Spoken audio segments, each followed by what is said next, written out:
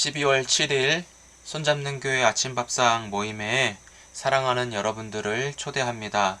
주께서 오늘도 새날 주셔서 예배하신 은혜를 넘치게 부어주시는 줄 믿습니다. 다같이 사도신경 하심으로 신앙 고백하시겠습니다. 전능하사 천지를 만드신 하나님 아버지를 내가 믿사오며 그 외아들 우리 주 예수 그리스도를 믿사오니 이는 성령으로 잉태하사 동정녀 마리아에게 나시고 본디오 빌라도에게 고난을 받으사 십자가에 못 박혀 죽으시고 장사한 지 사흘 만에 죽은 자 가운데서 다시 살아나시며 하늘에 오르사 전능하신 하나님 우편에 앉아 계시다가 저리로서 산자와 죽은 자를 심판하러 오시리라. 성령을 믿사오며 거룩한 공예와 성도가 서로 교통하는 것과 죄를 사하여 주시는 것과 몸이 다시 사는 것과 영원히 사는 것을 믿사옵나이다. 아멘. 찬송가 349장 나는 예수 따라가는 함께 찬송 드리겠습니다.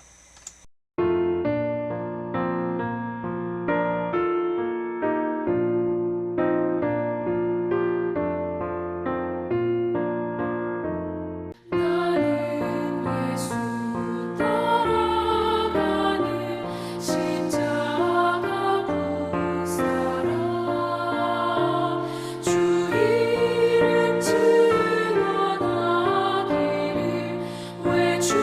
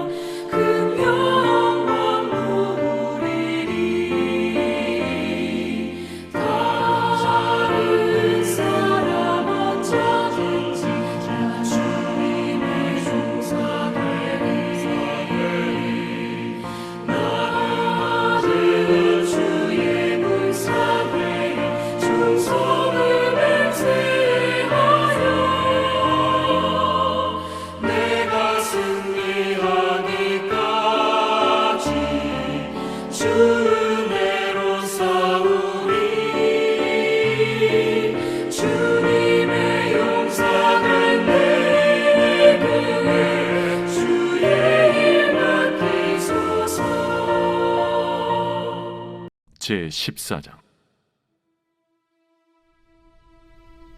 또 내가 보니 보라, 어린 양이 시온산에 섰고 그와 함께 14만 4천이 서 있는데 그들의 이마에는 어린 양의 이름과 그 아버지의 이름을 쓴 것이 있더라. 내가 하늘에서 나는 소리를 들으니 많은 물소리와도 같고 큰 우레소리와도 같은데 내가 들은 소리는 검은 고 타는 자들이 그 검은 고를 타는 것 같더라.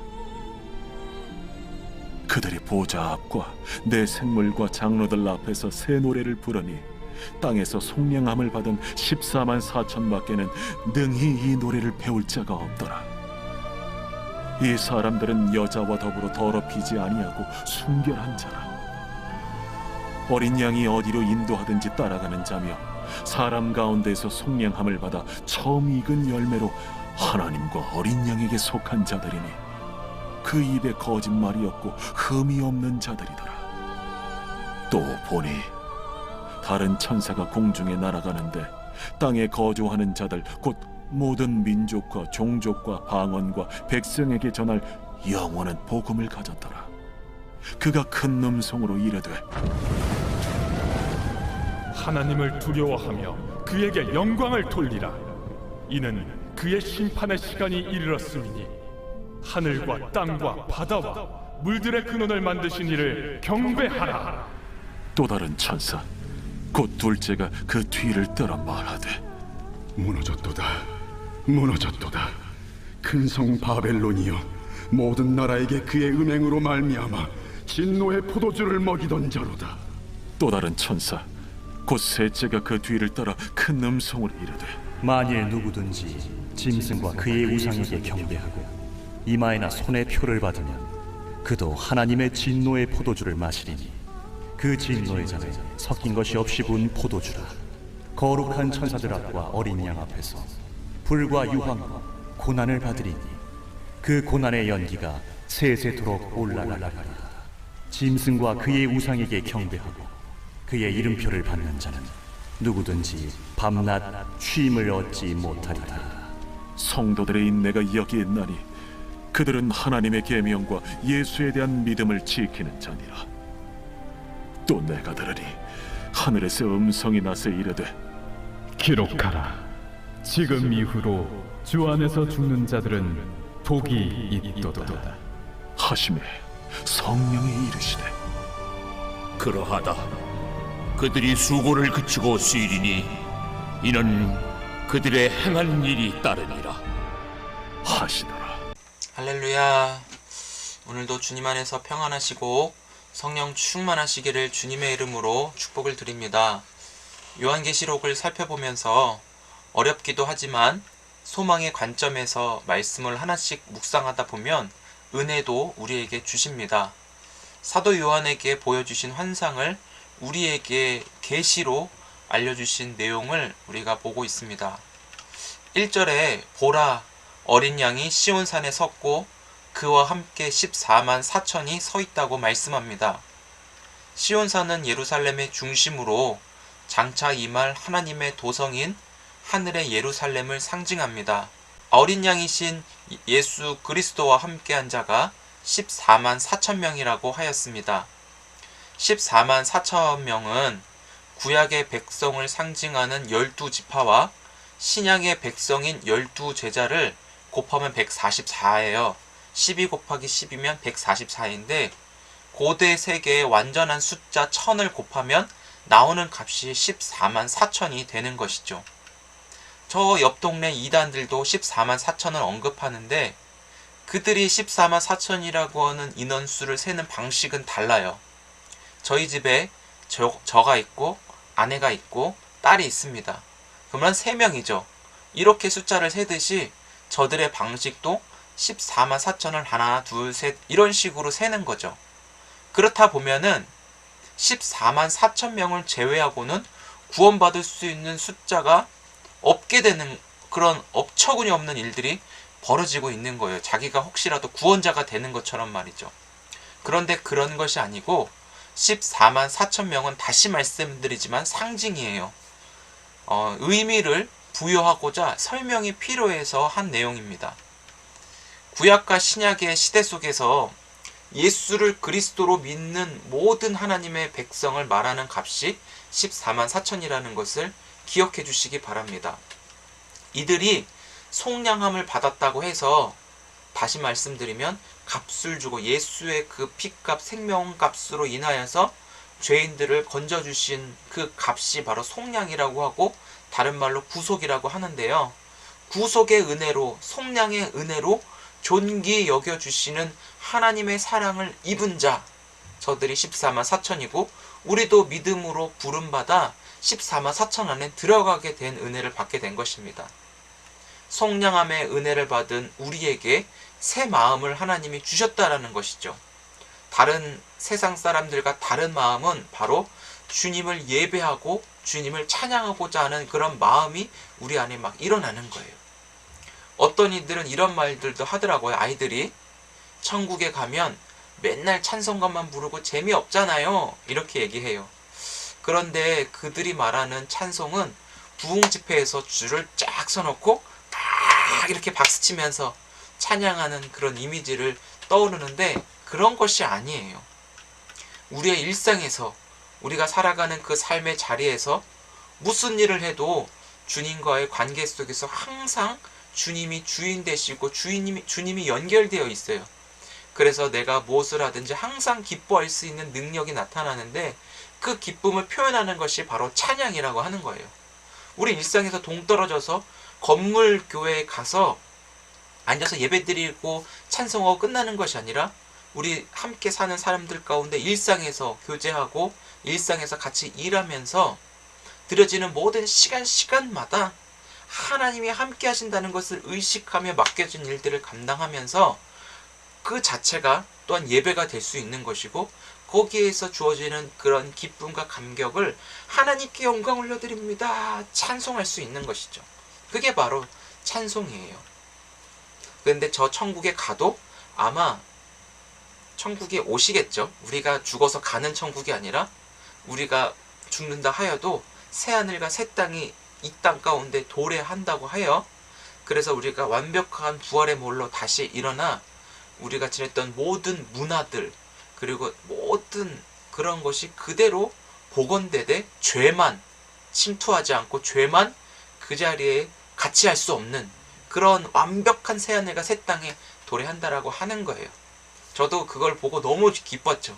앉아서 이런 부흥회만 하는 게 아니라 진짜 죄가 없는 완벽한 새하늘과 새 땅이 다시 이 땅 가운데 임하여 부활의 그 몸으로 완벽한 생명으로 서로 사랑하며 이제는 영원한 기쁨만을 누릴 수 있는 그날이 속히 온다라는 거예요. 할렐루야, 여기에 소망이 있습니다. 그래서 우리가 이 땅을 살아가면서 그 천국 백성으로 은혜를 입은 우리가 주님이 주신 기쁨이 항상 내재하고 있기 때문에 인내할 수 있는 힘도 생기는 것이고 끝까지 견디는 자가 구원을 받는다는 그 말씀도 우리가 인내하면서 소망 가운데 감당할 수 있는 것이죠. 고난과 핍박이 있어도 성도는 믿음을 지킬 때 주님이 내버려 두지 않으신다라고 말씀하고 있습니다. 그래서 6절을 보시면 심판의 시간이 이르렀다라고 말씀하면서 반드시 끝이 있음을 선포합니다. 심판의 시간에 바벨론이 무너졌음을 외치면서 하나님 외에 그 누구도 하나님 자리에 오르는 그런 사람들을 망한다라는 것이 성경의 그 역사를 통해 우리에게 보여주었습니다. 누구든지 우상에게 경배하고 음행을 하는 자에게 진노의 포도주를 마시고 불과 유황의 고난을 받을 것이다. 밤낮 쉼을 얻지 못할 것이다. 라는 마지막 날에 심판을 예고하고 있습니다. 이 심판은 누구든지 견딜 수 없는데 그것은 말로 설명이 되지 않는 것이죠. 사랑하는 성도 여러분, 우리의 믿음과 인내로 우리의 주어진 모든 삶들을 견딜 수 있기를 축복합니다. 견딜 수 있는 힘을 주님이 주셨고 그것을 실제적으로 구하면서 주님 안에 견딜 수 있는 능력이 발휘되기를 소망해요. 우리가 무작정 참는 것이 아니거든요. 구속의 은혜가 이미 우리에게 부어진 자로 하나님은 당신의 백성으로 거룩하게 구별하셔서 하나님께 찬송과 영광과 존귀를 올려드리는 기쁨의 노래를 부르며 승리를 선포할 수 있는 자로 우리를 택하셨기에 그 능력이 실제 우리의 일상에서 나타날 수 있게 우리는 말씀과 기도와 찬송으로 하나님의 그 은혜를 베풀어 주셨다라는 거예요. 이런 신분으로 세워주셨으니까 능력도 하나님이 주심을 믿고 구하는 자에게 후히 주시는 하나님을 여러분 바라볼 수 있기를 바랍니다. 그래서 우리는 하나님의 때를 기다리며 인내할 수 있는 것입니다. 사랑하는 성도 여러분, 원수 갚는 것은 하나님께 있다는 것이 오늘 말씀을 통하여 최고의 복수를 해주시는 하나님을 기억하시기 바랍니다. 물론 눈앞에서 억울함을 느낄 수도 있고 당장에 저 인간을 그냥 확 그럴 수도 있을 것 같아요. 그러나 우리가 먼저 주 안에서 죽는 자가 복이 있다라고 하였습니다. 육체적인 죽음뿐만 아니라 우리 내면에 나의 의와 내 중심적인 사고방식 모든 것이 예수 안에서 죽어지고 주님이 주 되시며 말씀이 우리 안에 살아 역사하여 그 뜻에 따르고자 하는 겸손함으로 내가 죽어질 수 있기를 축복해요. 그래서 진짜 복은 주님의 성령으로 주님이 무엇을 하든지 내 안에 기쁨과 감격과 찬양이 터져나오는 그런 하나님의 사람으로 우리가 살아갈 수 있으면 그게 진짜 복받은 사람이라는 것이죠. 오늘 하루도 성령께서 말씀으로 인도하실 때 내 안에 기쁨의 노래가 터져나오며 하나님이 나를 하나님의 백성으로 인정하며 하나님의 그 사랑 예수 그리스도로 말미암아 오늘도 우리 자신이 선물 받은 그런 날로 하루를 보낼 수 있기를 축복드립니다. 기도하겠습니다. 좋으신 하나님, 은혜와 사랑에 감사드립니다. 우리 사랑하는 손잡는 교회 성도 한 분 한 분을 주님 긍휼히 여겨주시고 주님 때문에 한없는 기쁨이 터져나오는 진정한 찬송의 제사가 우리 일상 가운데 날마다 터져나오도록 은혜 내려 주옵소서. 바라보는 현실은 막막하고 답답하고 힘들고 아프고 하나님 답이 없는 것처럼 보이는 수많은 우리의 삶 가운데서도 주님, 우리가 마지막 때를 소망하면서 심판의 날이 하나님 멀지 않았다라고 하는 그 주님의 말씀으로 우리의 심령과 믿음을 다시 한번 재점검합니다. 우리의 연약함을 도와주시고 하나님 마지막 때에 우리를 우리를 택해 주셔서 거룩하게 구별케 하시고 하나님의 능력으로 이 험한 세상을 주님과 함께 살아갈 수 있는 믿음으로 우리와 동행하여 주옵소서. 한 분 한 분을 주께서 긍휼히 여겨주시고 일상 가운데 주님을 더 알아가고자 주님을 더 만나고자 하는 그런 열심, 이 땅 가운데 유일한 길은 예수 그리스도고 답은 하나님의 말씀밖에 없음을 우리에게 깨달아 더욱더 우리의 삶이 바뀌어지고 생각과 그런 모든 중심이 하나님의 말씀으로 하나님께서 우리를 새롭게 변화시켜 주실 것을 믿습니다. 오늘도 코로나 이 오미크론 이 전염으로부터 주님께서 지켜주시고 돌보아 주시며 또 생존의 어려움 속에 있는 자들을 주님께서 찾아가셔서 그의 필요를 채워주시고 삶의 길이 열려지며 소망을 주님께 둘 수 있는 그런 믿음의 역사들을 주님께서 허락하여 주옵소서. 감사하며 예수님의 이름으로 기도드립니다. 아멘. 주님 가르쳐 주신 기도로 예배 마치겠습니다.